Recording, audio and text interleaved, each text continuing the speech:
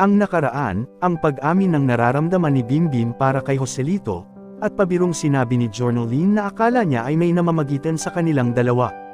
At sa pagpapatuloy ng kwento, ay ipinagtapat na ni Aling Isabel ang lihim na kanyang itinago-tago kay Joselito tungkol sa kanyang kakambal, at nagulat si Joselito at nagnanais na hanapin ang kanyang kapatid at tugon ng kanyang ina na hanapin ito sa lalong madaling panahon bago pa mahuli ang lahat.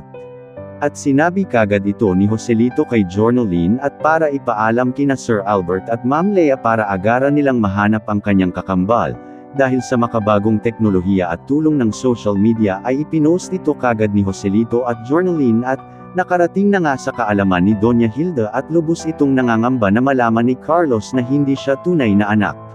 At kinausap ni Doña Hilda si Don Julio kung ano ang dapat gawin para hindi malaman ni Carlos ang katotohanan, at tumugon si Don Julio na hayaan na lang na malaman ni Carlos ang tungkol sa kanyang buong pagkatao at yun naman talaga ang nararapat.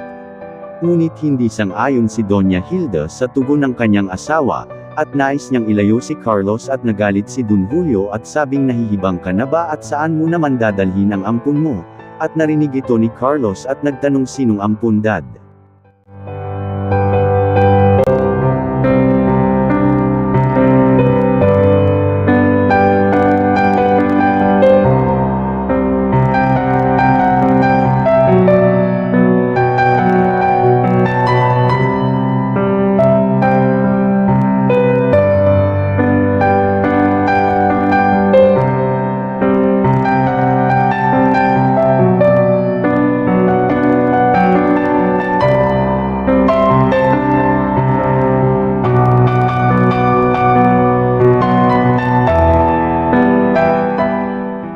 Ito na kaya ang katapusan ng pangangamba ni Doña Hilda, at magalit kaya si Carlos sa mag-asawa at tanggapin kaya niya na may kakambal siya? Abangan sa kwentong Minsan Lang Kitang Iibigin sa panulat at kathang isip ni Batang Rider.